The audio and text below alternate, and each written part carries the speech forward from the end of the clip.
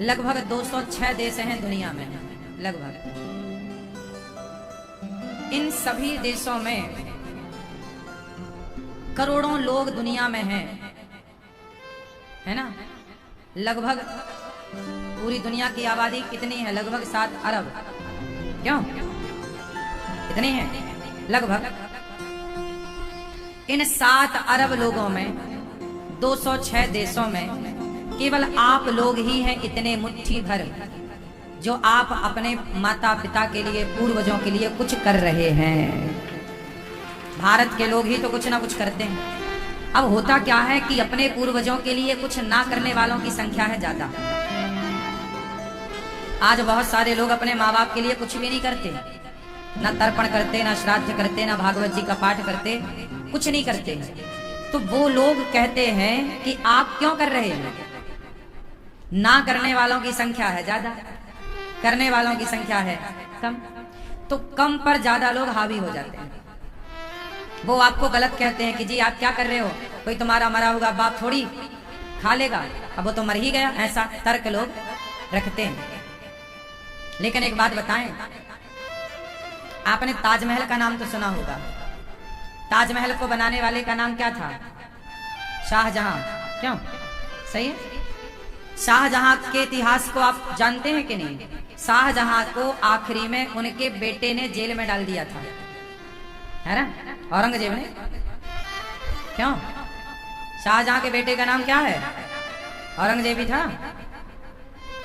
औरंगजेब ने शाहजहां को जेल में डाल दिया। आखिरी के दिन शाहजहां के जेल में कटे। और जो शाहजहां का बेटा है जेल में डालने वाला, वो अपने बाप को आखिरी में केवल खाने को चने देता था। क्या देता था? चने और थोड़ा सा पानी, गिलास 1.5 गिलास जो भी उसने तय किया, उससे ज्यादा ना पानी ना उससे ज्यादा खाना। तो शाहजहां रोते हुए बोला, ये इतिहास में लिखी बात बोल रहा हूं मैं, कोई मनमाना नहीं। शाहजहां ने कहा कि बेटा चल तू खाना नहीं देता भरपेट, तो कम से कम पानी तो भरपेट दे दे। वो पानी भी नहीं देता था पेट भर, दिन भर में 1.5 गिलास। अब 1.5 गिलास से दिन भर कैसे गुजारा होगा? 1.5-2 गिलास जो भी था, पेट नहीं भरता था पानी से। रोता था बाप, शाहजहां के बेटा पेट भर पानी तो दे दे, चल खाना नहीं दे रहा है तो। जब नहीं दिया उस शाहजहां के बेटे ने पानी भी पेट भर, तब उस शाहजहां ने कहा था कि तेरे से अच्छे तो वो हिंदू हैं। जब हम राजा थे तो हिंदुओं पर बड़ा अत्याचार करते थे, उनका धर्म परिवर्तन कराते थे, लेकिन हमसे अच्छे वो हिंदू हैं। एक तू बेटा है जो जीते जी बाप को पानी नहीं देता, एक वो हिंदू है कि मरे हुए बाप को भी पानी देते हैं।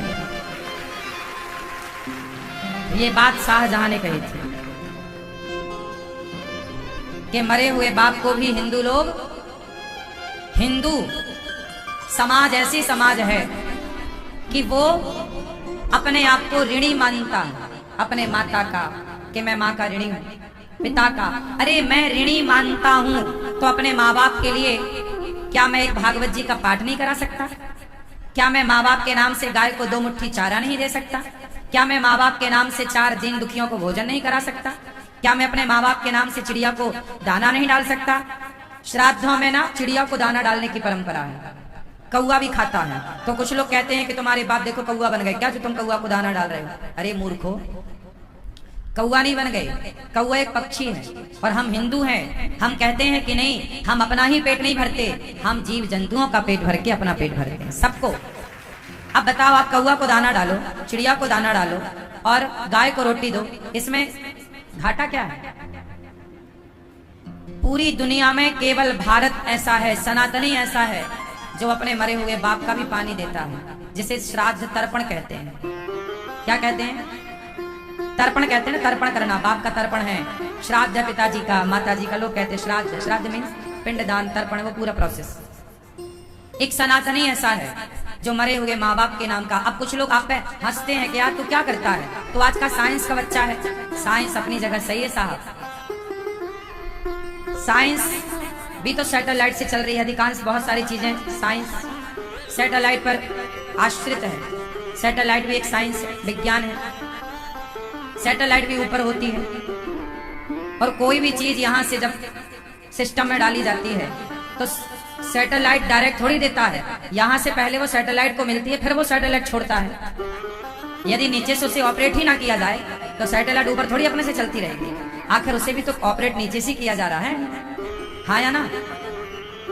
उसी तरह अब जैसे देखो क्या होता है, बिजली का करंट जब बनता है तो 440 वोल्ट का बनता है।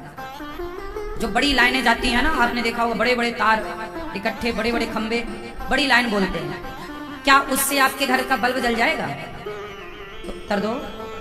उस बड़ी 440 या 4 जो भी होता है 440, वो उस करंट को फिर एक ट्रांसफार्म लगता है बड़े बड़े, फिर वो और कम करता है, फिर वो गांव में सप्लाई होती है, फिर गांव में एक ट्रांसफार्म और लगता है जो उस कम को भी और कम करता है, फिर वो सप्लाई आपके घर जाती है और उससे आपका पंखा कूलर चलता है।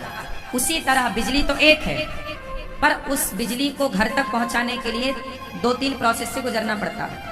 उसी तरह आपने जब गाय को खिलाया, किसी दीन दुखी को खिलाया, पशु पक्षी को खिलाया, तो जो आपने खिलाया वही आपके पितरों को नहीं मिल जाएगा। जो बिजली बनती है डायरेक्ट, उतना लोड, उतना 440 का नहीं मिलता हमारे को, कम करके। उसी तरह जब आप किसी गाय को रोटी, चारा, भूसा और किसी भूखे को भोजन कराते हो अपने पितरों के नाम से, दादा दादी के नाम से, तो आपके दादा दादी जहां होते हैं उन्हें जिस चीज की कमी होती है उन्हें वहां वह प्राप्त होता है जिस चीज की उन्हें कमी है। जैसे आपका कोई बच्चा अमेरिका में है और उसे पैसे की जरूरत है, तो अमेरिका में पैसे कैसे भेजोगे? बैंक में डाल दो पैसे, लेकिन उसे मिलेगा क्या? उसे पैसे नहीं मिलेंगे, डॉलर मिलेगा, हाँ या ना। आपका बेटा है लंदन में और उसे आपने पैसे भेजे तो उसे डॉलर नहीं मिलेगा, उसे पैसा नहीं मिलेगा, पाउंड मिलेगा। बोलो हाँ। आपका बेटा है चाइना में, तो आपका बेटा चाइना में है तो उसे पैसा भेजोगे तो ना उसे डॉलर मिलेगा, ना पाउंड मिलेगा, ना रुपया मिलेगा। जो वहां की करेंसी है चाइना की, उसे वो मिलेगी। ये बात सही है कि गलत है? वहां की बैंक उसे वो देती है। उसी तरह जब आप अपने माता पिता के नाम से किसी भूखे को भोजन देते, प्यासे को पानी देते, श्राद्ध करते, पिंडदान करते, भागवत करते, तो ये जो सारा पुण्य है, ये पुण्य आपके पितरों को मिलता है। जस का तस नहीं मिलता। जैसे पैसे का पैसा ही नहीं मिलता, डॉलर बन गया, पाउंड बन गया, फला बन गया। उसी तरह आपके पितरों को यदि मोक्ष की चाह है तो उन्हें मोक्ष मिल जाएगा, स्वर्ग की कामना है स्वर्ग मिल जाएगा, उनकी दुर्गति हो रही है कहीं तो उनकी सदगति हो जाएगी। उसे यह पुण्य उस रूप में प्राप्त होगा जिस चीज की उन्हें वहां पर रिक्वायरमेंट है, मतलब जरूरत है, आवश्यकता। बात समझ में आई? इसलिए कहता हूं धुंधकारी भागवत सुनते हैं उद्धार होता है। परीक्षित जी ने भागवत से नहीं उद्धार हुआ। आप लोग बहुत अच्छे हैं कि आप उस भारतीय परंपरा को फॉलो कर रहे हैं जिस परंपरा को हमारे ऋषि मुनि फॉलो करते आए हैं। श्राद्ध जरूर करना चाहिए आपको।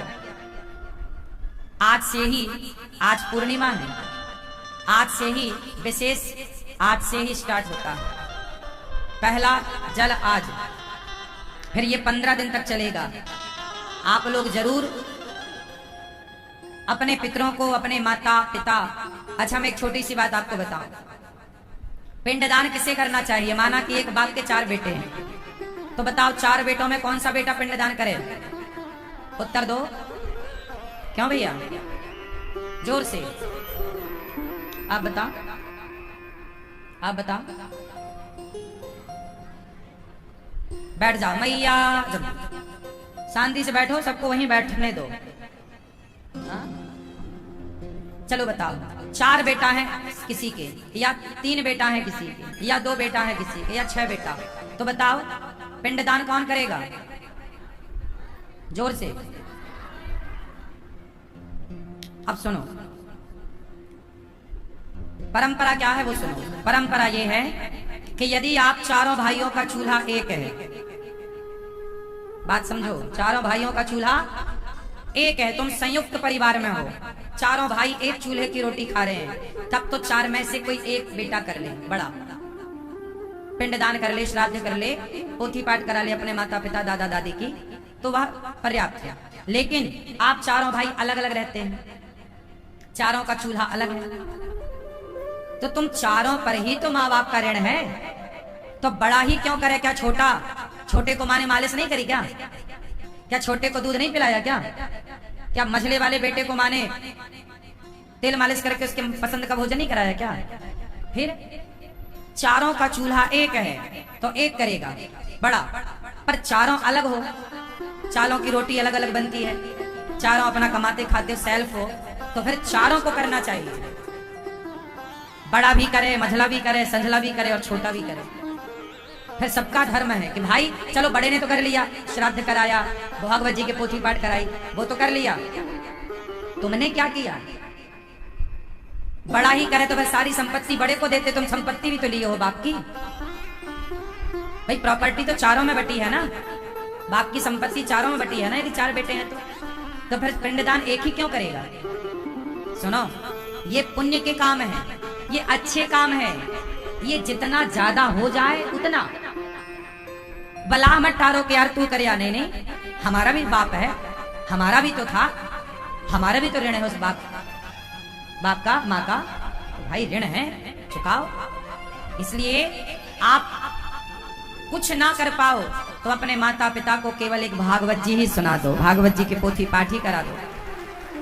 अभी 26 तारीख से फिर भागवत जी के पोथी पाठ बैठेंगे, ताकि आपको ये श्राद्ध पक्ष में अपने माँ बाप के लिए कुछ करने का अवसर मिले। तो आप 26 सितंबर से भागवत जी के पोथी पाठ जो होंगे आप बिठाइएगा अपने माता पिता के नाम से। और सुनो, इन दिनों में क्या करना है वो आपको सुनना, और बड़ा बेटा हो या छोटा सबको करना है। संयुक्त हो तब कोई बात नहीं। अब ये देखो कि तुम्हारी रोटी एक चूल्हे में पकती है, 4 चूल्हे में, फिर करना क्या है वो मैं आपको बताऊं। आप कुछ विधान है, कुशा होता है कुश, या नदियों में, तालाब में, जलाशयों में जाओ, आचार्य जी मिल जाएंगे, पंडित जी, वो तर्पण करा देंगे, श्राद्ध करा देंगे। घर पे ही आप ऐसा करो कि लोटा भर जल ले लो और अपने माता पिता के नाम से जल पितरों के लिए यहाँ से छोड़ा जाता है, ऐसे यहाँ से गिरता है पानी, है ना। तो अपने माता पिता के नाम का थोड़ा जल स्मरण कर लो माँ बाप का। यदि जैसे बाप जिंदा है ना तो वो बेटा नहीं कर सकता, यदि आपके पिताजी जिंदा हैं तो आपको नहीं करना कुछ। आपके पिताजी नहीं है, दादाजी नहीं है, तो फिर करो, आप पिंडदान करो, तर्पण करो, एक थाली भोजन निकालो, है ना, भोजन बनाओ तो निकालो, एक दीपक जलाओ अपने पितरों के नाम से, 15 दिन तो जले, और एक थाली भोजन निकाल के कौआ को, कुत्ता को, चिड़िया को, चींटी को नाम ले करके, हे मेरे पितर देवता, हे मेरे पितरों, हे मेरे पूर्वजों, स्मरण करके, जैसे आज आप भागवत जी के पोथी पाठ करा रहे हैं ना, तो एक बार स्मरण करो, हे मेरे पूर्वजों, हे मेरे पितरों, हे मेरी माँ, हे मेरे पिता, मैं आपका पुत्र हूँ, मैं आपकी पुत्री हूँ, मैं आपके नाम से, आपके निमित्त ये शुभ कार्य कर रहा हूँ, आप इसे स्वीकार कीजिए। आप ऐसे ही कह दीजिए कि हे मेरे पितरों, हे मेरी माँ, हे मेरे पिता, जो भी आप हैं, दादाजी दादी, मैं आपके नाम से शुभ कार्य कर रही हूँ या कर रहा हूँ, आप इसे स्वीकार कीजिए। एक थाली भोजन निकाल कर दीजिए। साधु संतों को भोजन कराने की क्षमता है आपकी, तो गौरी गोपाल आश्रम में अखंड रसोई चल रही है, हजारों संत भोजन कर रहे हैं, आप भोजन करा सकते हैं संतों। कुछ भी नहीं है, आप भोजन भी कराने लायक नहीं है, तो आप इस समय ना चारा सब जगह मिल जाता है, एक मुट्ठी चारा उखाड़ कर, काट कर, एक मुट्ठी चारा भी आपने एक गाय को खवाया।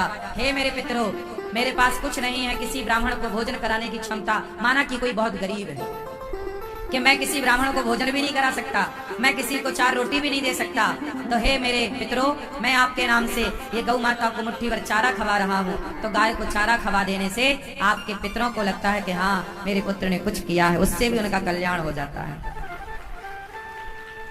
कुछ भी नहीं है, चारा भी आप नहीं खिला सकते, तो भी एक और सस्ता उपाय है, दक्षिण दिशा की तरफ मुंह करो, दक्षिण दिशा की तरफ मुंह करो, और मुख करके अपने पितरों का स्मरण करते हुए केवल उनको याद करके भगवान का नाम लेकर 5 बार श्रीमन नारायण, हे श्रीमन नारायण, मेरे पूर्वजों को सदगति दो, हे श्रीमन नारायण, मेरे पितरों का उद्धार करो, मेरे पिता का, मेरी माँ का, मेरे दादा का, मेरी दादी का, मेरी नानी, मेरे नाना, मेरे परिवार का उद्धार करो, और केवल 2 आंसू बहा दो, यदि आपने दक्षिण दिशा की ओर मुंह करके अपने पितरों का स्मरण करके केवल पितरों के नाम से 2 आंसू बहाए तो वह 2 आंसू से भी तृप्त हो जाते हैं आपके पितर। जो आपने 5 बार भगवान नाम जपा, उस 5 बार के नाम जप का फल उन्हें प्राप्त हो जाता है। इसलिए कुछ ना कर पाओ तो ये जरूर करना, दक्षिण दिशा की तरफ मुंह करना, पितरों का स्मरण करना, पूर्वजों का, और भगवान नाम लेकर के और आंसू बहा देना, पितरों को याद करते हो, ठीक है।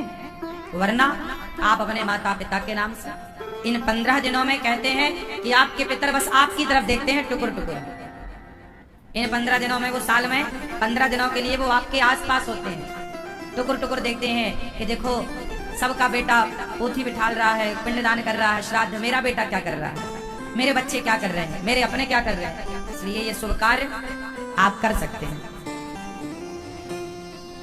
यजमान बन के, परीक्षित बन के हमारे श्री नितिन रस्तोगी जी कहाँ हैं? सचिन रस्तोगी जी, उदित रस्तोगी जी, पिताजी स्वर्गीय श्री प्रेम प्रकाश रस्तोगी जी, माताजी स्वर्गीय प्रेमलता रस्तोगी जी। देखो नितिन जी, सचिन जी, तीनों भाई हो, तीनों भाई। ये देखो, ये उदाहरण मैंने दिया, ये तीनों भाई मिलकर अपने स्वर्गीय माताजी और स्वर्गीय पिताजी के लिए इन्होंने देखो भागवत का आयोजन किया। इनकी माता, इनके पिता कितने प्रसन्न हो रहे होंगे कि वाह, मेरे बेटे ने मुझे भुलाया नहीं, मेरे बेटे ने मुझे याद रखा है। यही है ऋण बेटा, इसी से ना आप तरक्की करते हैं। भगवान की कृपा बाद में लगती है, पितरों की कृपा पहले लगती है। भगवान रूठे हैं तो मान जाएंगे, पितर रूठे हैं तो मना लो, वरना पितर जब रूठते हैं तो फिर मौका देते हैं वो बार बार कि बेटा कुछ कर दो हमारे, नहीं तो फिर पितृदोष स्टार्ट हो जाता है, जिस पितृदोष का फिर बड़ा नुकसान है आगे चलकर। वो पितृदोष ना हो, पितरों के लिए कुछ करते रहोगे तो पितृदोष लगेगा ही, वरना पितृदोष फिर आगे बहुत क्षति पहुंचाते हैं। इसलिए तो आप लोग बहुत अच्छा कार्य कर रहे हैं। स्वर्गीय श्री विमलेश देवी जी, आपकी बहन सुनैना रस्तोगी जी, समस्त रस्तोगी परिवार, आप मेरठ से आए हैं। मेरठ हम आए थे, वही वाला मेरठ, हाँ, बारिश हुई थी, हाँ आपको याद है। अभी 26 तारीख से फिर भागवत जी के पोथी पाठ हैं। आज जितने भी पोथी पाठ के यजमान यहाँ आए हैं, आप सबका बहुत बहुत स्वागत, वंदन। मैं तो देखो आपके दर्शन करने से भी मैं पुण्य पा रहा हूँ। जो अपने माँ बाप के लिए कुछ करे, ऐसे अच्छे पुत्र का दर्शन करने से भी पुण्य मिलता है। अच्छी औलाद, अच्छे लोगों को, ये भी तो देखो, संत केवल जंगल में जाके माला जपे वही संत नहीं। अरे बताओ, श्रवण कुमार माँ को कंधे पे लेके चल रहे थे, आप श्रवण कुमार को संत मानते हैं कि नहीं? बोलो, श्रवण कुमार को संत मानते हैं कि नहीं? जो अपने माँ बाप की सेवा करता है, जो अपने माँ बाप के लिए समर्पित है, वह भी संत ही है, वो संत है। कपड़ा रंगा लेने से ही आप मत समझो कि जी कपड़ा इसके ऐसे तो संत है, नहीं, आप भी तो गृहस्थ संत हैं। यदि आप सदाचार से रहते हैं, आप पतिव्रता हो स्त्रियां, आप पत्नी व्रता हो पुरुष, और आपके द्वार पर कोई भूखा नहीं जाता आपके द्वार से, सदा आप सदाचार का पालन करते हैं, सदा सत्य और अच्छाई पर चलते हैं, तो आप तो संत हुए ना, गृहस्थ संत। एक होता है विरक्त संत, एक होता है विरक्त। विरक्त मतलब जिसका परिवार नहीं है, विरक्त है, पत्नी नहीं, पुत्र नहीं, और जंगल की तरफ चलता फिरता दिन भर माला जपना, ये विरक्त संत है। कितने संत होते हैं? बोलो, 2 प्रकार के। एक गृहस्थ, जोर से मैया बोलो, गृहस्थ। एक गृहस्थ संत होते हैं, और एक बोलो कौन से? तुम करती हो मेरी माँ पंचायत, सुनती नहीं हो। एक संत होते हैं गृहस्थ, एक होते हैं विरक्त। कौन से? विरक्त, विरक्त। गृहस्थ हैं आप लोग, हम लोग कौन हैं? हम भी गृहस्थ हैं। तो जो गृहस्थ में रह के अच्छाई सच्चाई का पालन करे, वह भी संत है, गृहस्थ संत कहते हैं उसे, ये गृहस्थ संत है। जो गृहस्थ में रह के संतों की तरह पालन करे, काम करे, संतों के आचरण अपनाए, सत्य के मार्ग पर चल रहा है, माँ बाप की सेवा कर रहा है, पत्नी जिसकी सदाचारी है, पुत्र जिसके सदाचारी है, चरित्रवान है जिस घर के लोग, वो कौन है भाई? संत ही तो है कलयुग में, हाँ या ना? तो आप लोग गृहस्थ संत हैं, तो आप सबको मेरा कोटि कोटि प्रणाम। बहुत अच्छे हैं आप लोग कि भागवत सुनने आए, भागवत सुन रहे हैं। अब सुनिए भागवत। सच्चिदानंद रूपाय, बोलो मेरे साथ ये भागवत जी का महात्म का पहला श्लोक है। सच्चिदानंद रूपाय। ए मैया काहे नहीं बोल रही हो? मैया बोलो मेरी माँ। ये मैया देखो पीठ दिखाए खड़ी हमारी तरफ। ये लो, यहाँ कान है ना मैया के यहाँ। सच्चिदानंद रूपाय विश्वोत्पत्त्यादि हेतवे तापत्रय विनाशाय श्रीकृष्णाय वयं नुमः। सच्चिदानंद रूपाय विश्वोत्पत्त्यादि हेतवे तापत्रय विनाशाय श्रीकृष्णाय वयं नुमः। आप बैठ जाओ भैया, अच्छा लगेगा। सब बैठ जाओ लाला, बैठ के सुनो, अच्छा लगेगा। सुनो, भगवान सच्चिदानंद स्वरूप है, सतचित आनंद। ईश्वर कैसे हैं? भगवान सच्चे। भगवान कैसे हैं मेरी माँ? सच्चे। और आप सब कैसे हैं? हम सब झूठे हैं। क्यों? टोपी वाले भैया आप सच्चे हो कि झूठे हो? हैं? सच्चे? ये सच्चे हैं भैया। आप चश्मा वाले भैया सच्चे हो कि झूठे हो? झूठे। पीली मैया सच्ची हो कि झूठी हो? हाँ? क्या नहीं, झूठी। वो गुलाबी मैया चश्मा वाली मैया सच्ची हो मेरी माँ की झूठी हो? झूठे हैं। पीछे वाली मैया सच्ची हो कि झूठे? हम सब झूठे हैं। हम झूठे इसलिए हैं बेटा, सच जो होता है ना कभी बदलता नहीं। सच में एक विशेषता है, सच कभी नहीं बदलता और झूठ बदलता है। तो आप लोग भी तो बदल रहे हो। लड़कपन में इतने से थे, जवानी में इतने थे, बुढ़ापे में इतने हो गए। आपका शरीर बदल रहा है कि नहीं? आपके विचार बदल रहे हैं कि नहीं? आपका मन बदल रहा है कि नहीं? तो हम सब परिवर्तनशील हैं। हमारे शरीर में रोज परिवर्तन हो रहा है। लड़कपन, जवानी, बुढ़ापा। हाँ या ना? पहले आपके बाल काले थे, अब सफेद हो गए। पहले आप जवान थे, अब जवानी उतर रही है। पहले लड़कपन था, अब जवानी चढ़ रही है। तो एक उतर रहा है, एक चढ़ रहा है। क्यों? यही सिस्टम है। किसी की जवानी आ रही है तो किसी की जवानी जा रही है, ये चल रहा है। तो इसलिए हम सब झूठे हैं, क्योंकि संसार परिवर्तनशील है। और परिवर्तनशील है तो हम भी परिवर्तनशील हैं, तो हम बदल रहे हैं, तो हम सब झूठे हैं। इसलिए कहता हूँ झूठे लोगों से प्यार क्यों करना? सच्चे भगवान है, भगवान से प्यार करो, क्योंकि वो सच्चे हैं। वो थे, हैं और रहेंगे। भगवान थे, भगवान है और भगवान हम थे। ये सही है?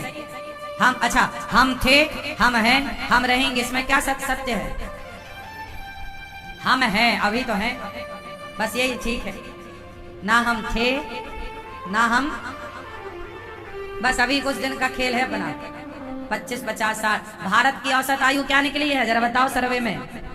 हाँ? भारत की एक औसत आयु निकल के आई एक सर्वे में 66। भारत का व्यक्ति 66 साल तक जीता है लमसम, अधिकांश जो सर्वे निकल के आया। जापान के लोग 80-85 जीते हैं। चाइना के लोग 72 जीते हैं। मतलब चाइना के लोग, जापान के लोग भारत के लोगों से ज्यादा जीते हैं। जबकि भारत के लोग 150-150 साल तक जिंदा रहा करते थे। 100 साल तो 80-85 साल तो जिंदा था ही पहले एक आदमी। 90 साल तक तो लगभग जाते ही थे लोग। क्यों? आज का यदि हम 100 साल पुराना सर्वे निकालें तो भारत की औसत आयु 90 थी। हाँ या ना? लेकिन आज कितनी रह गई? 65 लगभग। अब बताओ, आप 65 के बाद तो टैम हो जाओगे। अभी कितने के हो? बोलो हाँ, कितने के? गई बहुत, 50 की हो गई। अब 65, 15 साल और बचा। नहीं, डरा नहीं रहे, हम सर्वे बता रहे हैं। आयु बढ़ाना है तो उसके उपाय हैं। पहले के लोग ज्यादा क्यों जीते थे? क्योंकि पहले के लोगों का खान पान घर का था। आजकल आप महीने में कितने दिन घर में खाते हो और कितने दिन बाहर का खाते हो? पहले के लोग 12 महीने घर पे खाते थे, बाहर खाने की परंपरा ही नहीं थी। क्यों ये बात सही है कि गलत है? पहले लोग खाते घर में थे और फ्रेश होने निकालने बाहर जाते थे। आजकल निकालते घर पे हैं और खाते बाहर हैं। क्यों बात सही है? आजकल हर व्यक्ति लगभग बाहर का खाना मंगा के खा रहा है। अरे माँ के हाथ का खाओ, पत्नी के हाथ का खाओ, बहन के हाथ का भोजन करो, कितना अच्छा होगा। लेकिन आजकल हमारी माँ भी इतनी आलसी है, खुद बनाती नहीं, भोजन ही नहीं बनता। आजकल भारत में, आजकल गांव में भोजन बनता है, शहरों में तो भोजन बनना बंद हो गया। कुछ परसेंट में ले लूं, 10-5% के शहरों में बनता है, वरना शहरों में अब बाहर से ही आता है भोजन, और घर में नहीं बनाती। बनाने वाली लगी हैं, भैया नहीं बनाती। क्यों? महाराज जी हम इतना पढ़े लिखे हैं, कोई खाना बनाने के लिए भोजन बनाएंगे क्या? लो अच्छा ये बताओ, पहले का बेटा अपनी माँ से प्यार करता था कि नहीं? क्यों? माँ के हाथ का खाता था। जिसके हाथ का खाओगे ना, उससे प्यार होगा। पत्नी के हाथ से खाते थे लोग, तो पत्नी से प्रेम बुढ़ापे तक होता था। आजकल अब किसके हाथ का खाते हो, तो उसी से हो रहा है प्यार। सुन लो, ये तुम्हारे पति लोग सटक जाएंगे। अपने हाथ से बनाया करो, तुम बना के खवाओगी, तुमसे प्यार होगा। किसी और के हाथ का बनेगा, वो उससे प्यार हो गया तो रोती रह जाओगी। क्यों? क्यों मैया? ये बात सही है ना कि जिसके हाथ का खाओ प्यार उससे होता है। एक पुरानी परंपरा है। आजकल बहुत सारे मसाले वाले जो है ना, वो ये शब्द यूज करते हैं, माँ के हाथों का स्वाद। बड़े बड़े ब्रांड जो हैं मसालों के, वो क्या यूज कर रहे हैं शब्द? माँ के हाथों का। अरे माँ के हाथों का स्वाद माँ के हाथों में ही होगा, और किसी के हाथ में नहीं। माँ के हाथों का स्वाद पत्नी के हाथों में हो सकता है, क्योंकि पत्नी सिर्फ पत्नी नहीं होती, पता है? जब पत्नी भोजन परोसती है तो वो माँ के समान होती है। आपको पता है, नारी के रूप बदलते हैं। क्यों मैया? क्या ही सही तो बोल रहे हैं।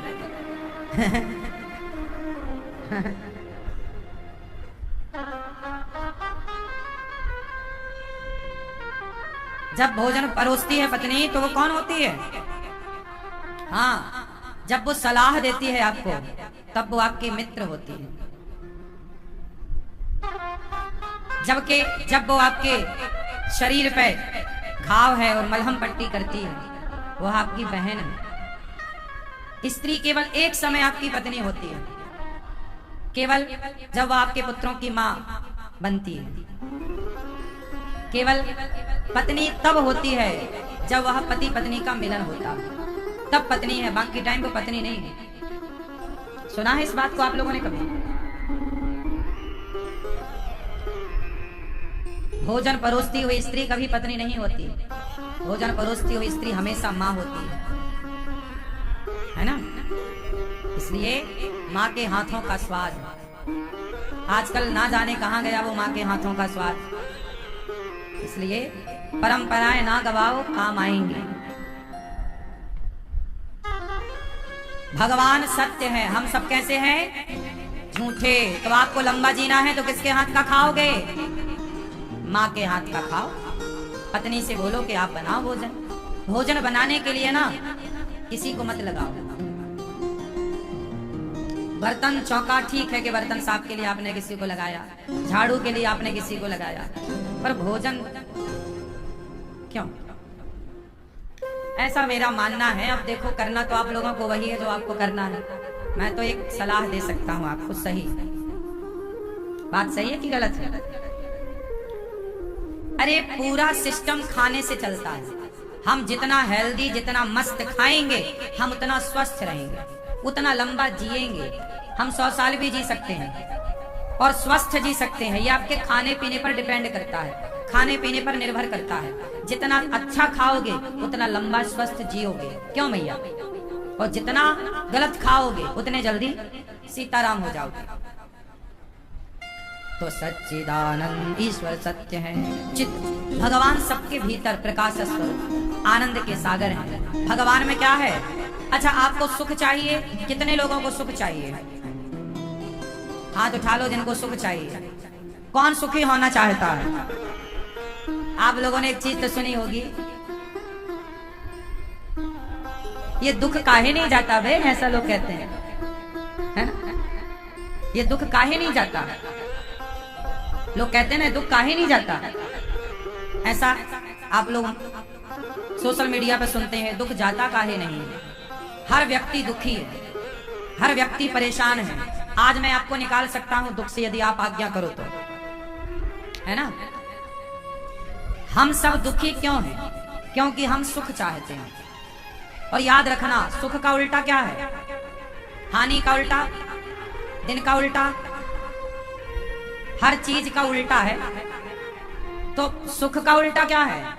अरे जैसे ही अच्छा देखो, आप एक सिक्का उठाओ तो सिक्का आप उठाएंगे तो सिक्का उठाएंगे एक तरफ से, पर दूसरे तरफ का हिस्सा तो संग आएगा ना, दोनों पहलू तो आएंगे ना।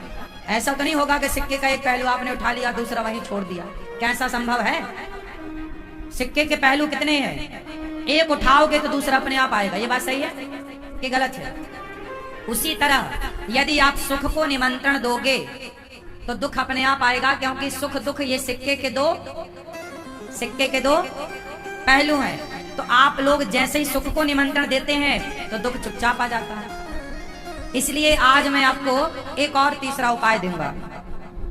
सुख आप चाहते तो हैं पर मिलता है दुख, क्योंकि सुख और दुख ये दोनों एक ही सिक्के के। इसलिए आज से आप सुख मत चाहो। फिर क्या चाहे महाराज? हमें सुख नहीं चाहिए, हमें आनंद चाहिए। क्या चाहिए? क्या चाहिए? चलो आनंद का उल्टा बताओ क्या होता है? मैया क्या बोलती तू? हाँ? आनंद का उल्टा क्या? निराशा। आपकी पड़ोसन का नाम है? हाँ? क्यों? आनंद का उल्टा बताओ। हाँ? आनंद का कोई उल्टा नहीं होता। क्यों? सुख का उल्टा? हाँ, आनंद का उल्टा? आनंद का आनंद ही रहेगा वो। इसलिए सुख चाहने वाला दुख पे जाएगा, सुख चाहने वाला दुखी होगा, और आनंद चाहने वाला परमानंद की तरफ बढ़ेगा। आनंद चाहने वाला परमानंद की ओर, आनंद का और होगा अपडेट तो क्या होगा? परमानंद, परम आनंद। तो आनंद भगवान इसलिए कहते हैं कि नंद के आनंद भयो जय कन्हैया। कृष्ण का नाम क्या है? आनंद। यशोदा के क्या भया? नंद के क्या भया? आनंद भया। तो सुख तो चाहना ही नहीं है। सुख चाहोगे तो दुख पीछा ना छोड़ेगा। फिर कहते रहना ये दुख पीछा काहे नहीं छोड़ता रे, ये नहीं छोड़ेगा। हम सुख नहीं चाहते। जब सुख नहीं चाहते तो दुख नहीं आता। हम क्या चाहते हैं? जोर से।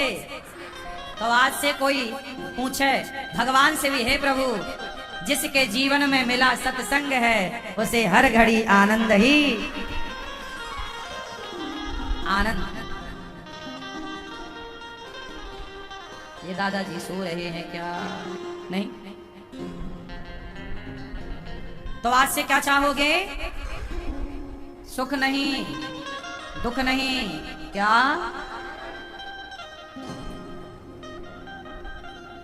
कोई पूछा कैसे हो? आनंद में।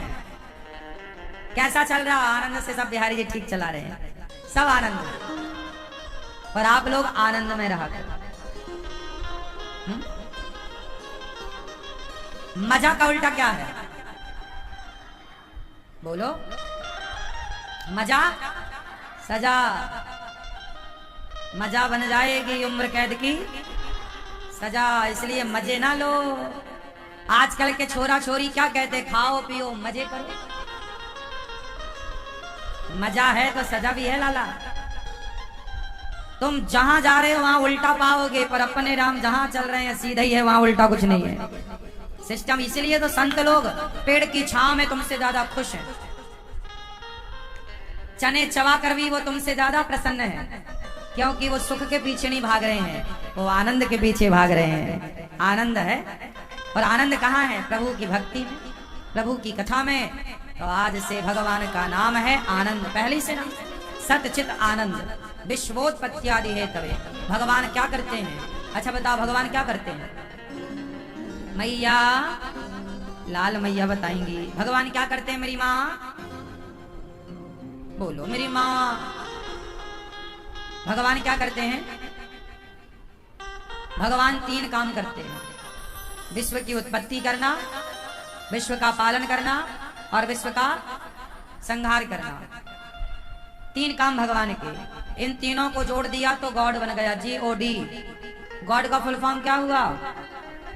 गॉड का फुल फॉर्म हुआ generator, operator, destroyer. Generator G for generator. Generator means सृष्टि को जनरेट करने वाले ब्रह्मा। O फॉर ऑपरेटर, भगवान विष्णु ऑपरेट करने वाले, संचालित करने वाले। D फॉर डिस्ट्रॉयर मीन्स संहारक, मतलब शिव। ब्रह्मा विष्णु महेश तीनों को जोड़ा तो गॉड शब्द तैयार हो गया। हम सनातनियों के ये तीनों को जोड़कर बनाया गया गॉड, GOD, गॉड। यही है गॉड का फुल फॉर्म। ईश्वर भगवान 3 काम करते हैं, उत्पन्न करना, पालन करना और संहार करना। सृष्टि उत्पन्न, सृष्टि पालन। आपको जन्म किसने दिया? माँ ने। लेकिन माँ के पेट में जब आप आए तो डायरेक्ट बच्चा तो माँ के पेट में ही तैयार हुआ। किसने किया? शादी के पहले ना कोई आता है आपका मेकअप करने वाला या करने वाली। बोलो हाँ, क्या बिना मेकअप किए आपका मेकअप हो जाएगा? हाँ, जब बिना मेकअप किए मेकअप नहीं होता तो बिना बनाए बच्चा थोड़ी बनता होगा। माँ के पेट में क्यों, कितनी बड़ी जगह होती है? माँ के पेट में कितनी बड़ी जगह होती है? जब आप में से कितने लोग माँ के पेट में थे? जो थे वो कृपया बताएं। थे भैया? आप नहीं थी, हाथ नहीं उठा रही है। नहीं थी ना? थे। अच्छा ये बताओ माँ का पेट कितना बड़ा था? बोलो, कितना बड़ा? इतना? इतने से पेट में कहां से हड्डी आई होगी, कहां से आंखें आई होंगी, कहां से कान आए होंगे, कहां से कान के पर्दे आए होंगे, कहां से पांव की उंगलियां आई होंगी, कहां से उंगलियों में नाखून आए होंगे, किस फैक्ट्री से बाल आए होंगे? पूरा लगाया कि नहीं? छोटे छोटे बाल बच्चे के सिर में जब पैदा होता है तो उसके नाखून भी होते हैं, नहीं होते? हड्डी भी होती है, कान भी कितने सुंदर होते हैं, आंखें बच्चे की कितनी सुंदर होती हैं, नहीं होती? बोलो हाँ। कितना सुंदर उसका मुंह होता है, कितना सुंदर उसका शरीर होता है बच्चे का। अब बताओ कौन था जो इतनी सी जगह में माँ के पेट में जाके और उसने इतनी सुंदर रचना कर दी? कौन था? जरा नाम बताओ। क्या बिना बनाए बन गया? बोलो। बिना बनाए तुम्हारा कपड़ा नहीं बनता नाप का, बिना बनाए तुम्हारे झुमके और बाले और हार नहीं बनता, बिना जो तुम माथे पे बिंदी लगाई हो ना उसे भी किसी ने बनाया है। बिना बनाए तो बिंदिया नहीं बनती, तो बिना बनाए बच्चे कैसे बन जाएंगे? अच्छा ये बताओ कि बच्चे को माँ ने बनाया कि पिता ने? उत्तर दे दो आप। बच्चे को किसने बनाया, माँ ने कि पिता ने? जोर से क्यों, किसने बनाया?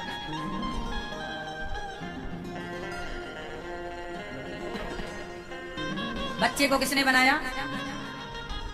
अरे माता पिता ने नहीं बनाया, माता ने तो केवल जगह दी, स्पेस दिया। माँ के पेट में पिता के द्वारा पानी की कुछ बूंदें ही तो गई थी। पानी की कुछ बूंदों से एक इंसान का निर्माण हुआ। पानी से इंसान बना, तो पानी से इंसान बनाने तक का जो प्रोसेस था वो किसका था? माँ का या बाप का? हाँ, ना माँ का ना बाप का।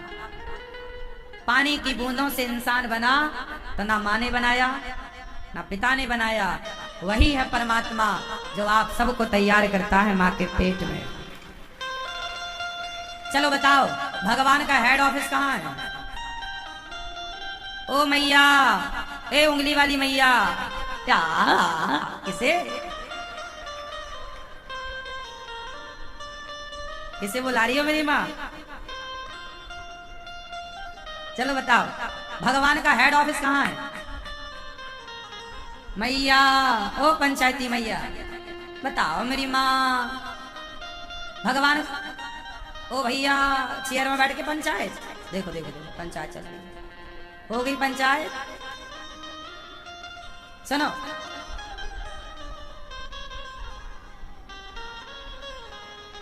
चलो बताओ, भगवान का हेड ऑफिस कहाँ है? भैया आप बताओ। नहीं बताओगे? गुस्सा हो? ये बताएंगे हमारी पीली मैया। हाँ, पीली और लाल कहाँ? महू, मेहंदीपुर। हाँ।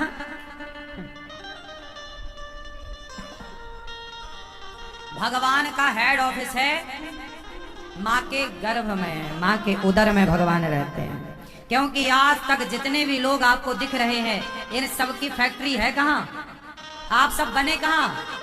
माँ के पेट में। और जब आप माँ के पेट में बने तो भगवान जरूर वहीं रहता है, तब तो वहां से आप सब बन के तैयार हो के निकल रहे हैं।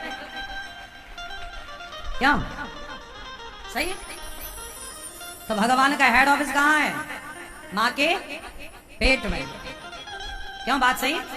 क्योंकि सारा सामान भगवान, पूरा ट्रांसपोर्ट वहीं तो बुलाते होंगे। पता नहीं कौन सी फैक्ट्री को आंखें बनाने का ठेका दे रखा भगवान ने, कौन सी कंपनी की आपकी आंखें हैं, कहां भगवान आपके लिए दांत बनवाते होंगे। क्यों? दांत की कहीं तो फैक्ट्री होगी नहीं? अच्छा, बाकी तो सब भगवान पेट में ही तैयार करते हैं, दांत बाद में लगाते हैं भगवान। भैया आपके दांत पहले थे कि बाद में? क्यों आए बाद में? जब सब पहले ही था तो दांत पहले ही आ जाते हैं। क्यों? क्योंकि आप यदि दांत लेके पैदा होती ना तो माँ को काट देती। भगवान को पता था कि बच्चा भी पल जाए और माँ को कष्ट भी ना हो, ये ध्यान भगवान ने रखा है। जब बच्चा कुछ खाने पीने के लायक हो जाता है तब उसके दांत आने शुरू होते हैं, दूध के दांत। और एक बात बताएं, जब बच्चे के दांत आ जाते हैं ना तब माँ दूध पिलाती है तो माँ को बड़ा कष्ट, बच्चा काट ही देता। क्यों? सही बात है कि गलत बात है? भगवान को आपकी कितनी फिक्र थी कि जन्म से दांत दे देते तो माँ परेशान हो जाती। वो तो दांत नहीं होते तो अच्छा है कि माँ के घाव नहीं होता। कितना दयालु है विधाता, वो सब कुछ पहले से दे सकता था तो दांत भी तो पहले लगा सकते थे। क्यों जी? जब नाखून पहले ही से था, जब बाल पहले ही से थे तो दांत भी पहले से हो सकते थे। केवल आप माताओं का ख्याल रखते हुए भगवान ने दांत बाद में लगाए बच्चों के, कि मां को तकलीफ ना हो दूध पिलाने में। सही है? रचा है सृष्टि को जिस प्रभु ने, वही ये सृष्टि चला रहे हैं। जो पेड़ हमने लगाया पहले, उसी का फल हम अब पा रहे हैं। ये संसार किसने बनाया है? बोलो। वाह, चला कौन रहा है? आप क्या कर रहे हैं? केवल भगवान को कुछ लोग कोस रहे हैं, कुछ लोग भगवान को भी गालियां दे रहे हैं। भगवान ने आपको संसार में काहे भेजा है? चलो आप बताओ, आपका जन्म क्यों हुआ? आप, हाँ, दुनिया बनाने वाले क्या तेरे मन में समाई, काहे को दुनिया काहे को दुनिया बनाई। चलो बताओ काहे आप आए? अरे इतना टाइम ना लगाओ मेरी माँ। भैया बताओ आपको काहे भेजा भगवान ने? हाँ, काहे बनाए तूने माटी के पुतले, धर दिए प्यारी प्यारी मुखड़े उजले। काहे बनाया तूने दुनिया का खेला, जिसमें लगाया जवानी का मेला। गुपचुप तमाशा देखे वाह रे तेरी खुदाई, काहे को दुनिया बनाई।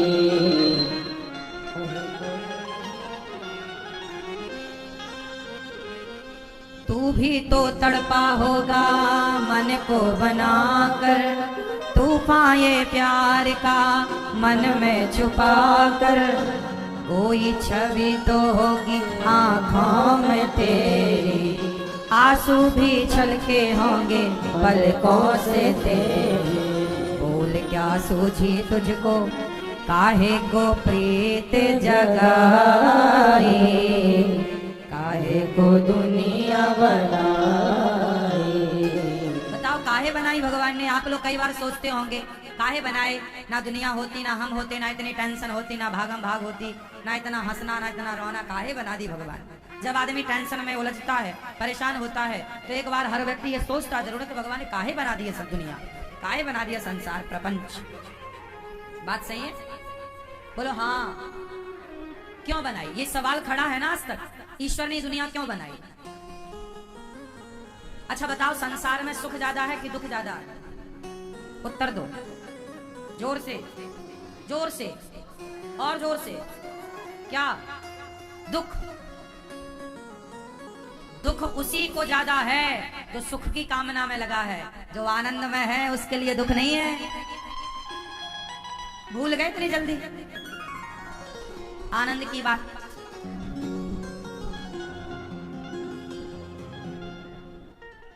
भगवान ने संसार क्यों बनाया? इसलिए बनाया। भगवान ने आपको भेजा, जाओ थोड़ा आनंद से जी लो, संसार को जी भर के देख लो, गिलहरी को देखो। आज मैंने एक बिल्ली के बच्चे को देखा, छोटे छोटे बच्चे थे उसके।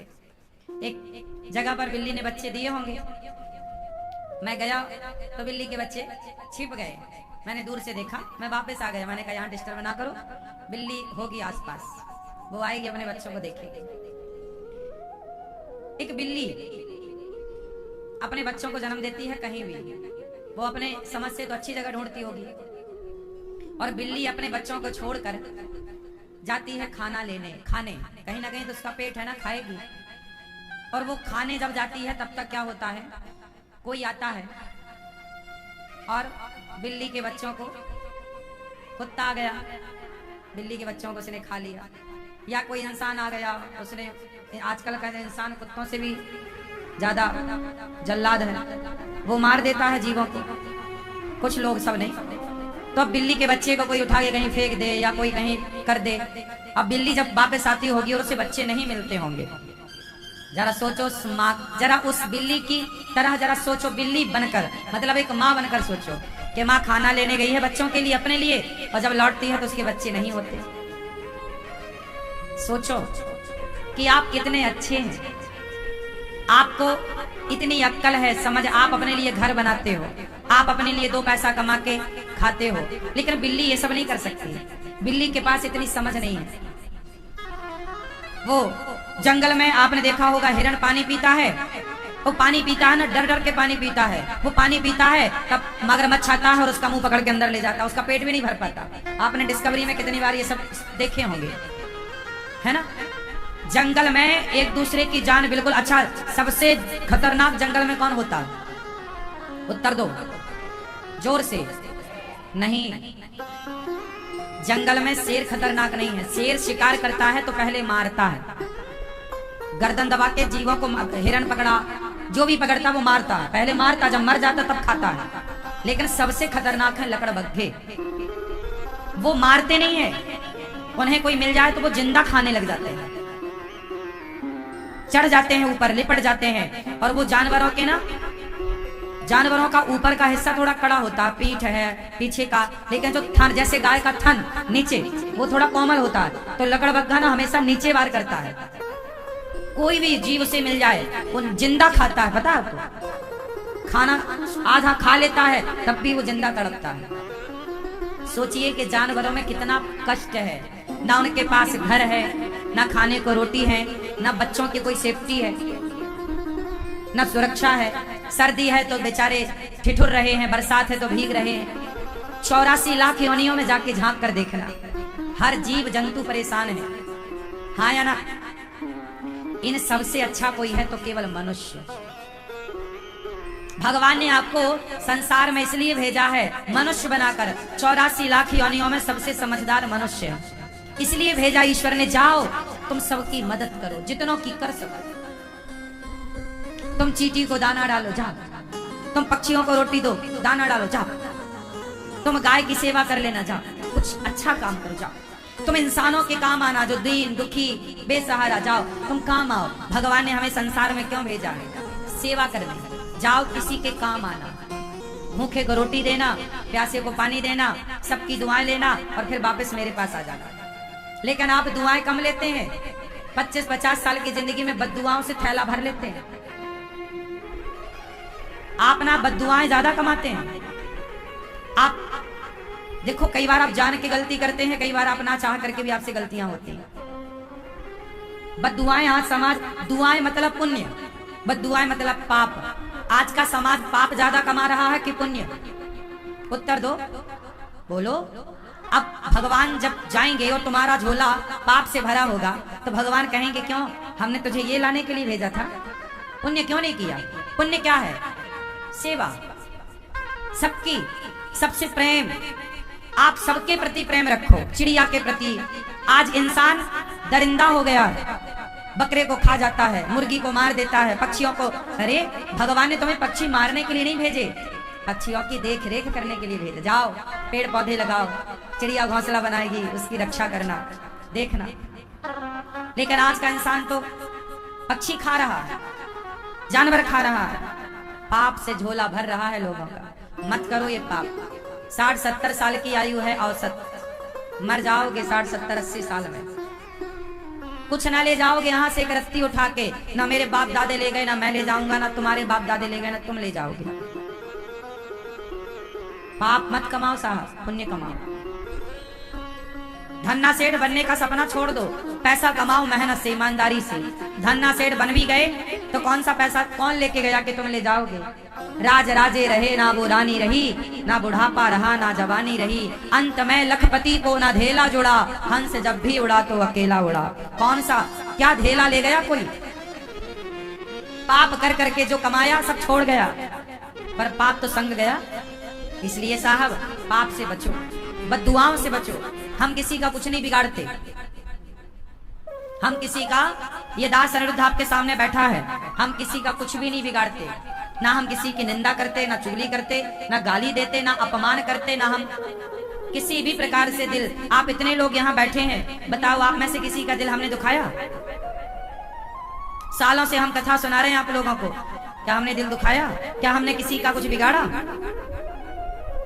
आजकल लोग अपने फायदे के लिए दूसरों का बिगाड़ते हैं, लेकिन मैं इस मानसिकता वाला नहीं हूँ। आप अपना फायदा करो, बिना कुछ दूसरों का बिगाड़े आप अपना फायदा करो, बिना दूसरों को नुकसान पहुंचाए आप अपनी तरक्की करो। तरक्की खूब करो, पैसा खूब कमाओ, पर दूसरों का नुकसान किए बिना। क्यों? इसलिए हिसाब देना पड़ेगा रे बाबा, ईश्वर की अदालत है।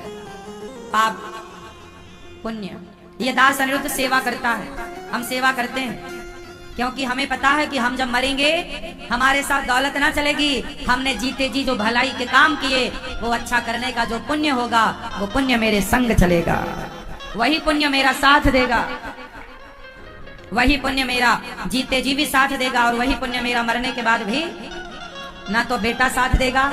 ये संसार कहाँ तक का साथी है? बोलो, संसार कहां तक का साथी है?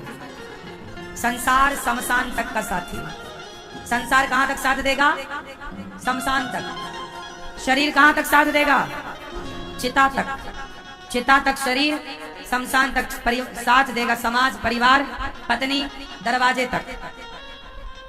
धनानि भूमौ बसवश्च गोष्ठे नारी ग्रहद्वारी जनः श्मशाने देहश्चितायाम परलोक मार्गे धर्मानुगो गच्छति जीवैका। इसलिए संसार जिसका है ना वही चला रहा, इसलिए उसका धन्यवाद। हे प्रभु, मैं आपको कभी भूलूं नहीं। अच्छा करने भेजा ईश्वर ने। भगवान ने अनिरुद्धाचार्य को क्यों भेजा संसार में? जाओ सेवा करो, संसार में जाओ। मैं सेवा करता हूँ और सेवा करके मेरे बिहारी जी कहेंगे एक दिन चलो वापस आओ। तो जब वो भेजे तो मैं आ गया, बुलाएंगे तो चला जाऊंगा। तो मैं ना यहाँ आने में प्रसन्न हूँ और ना जाने का दुख। मैं तो ईश्वर का दास हूँ। वो जहाँ काम पे लगाएंगे, जिस काम पे लगाएंगे उनकी सेवा करूंगा। जानबूझकर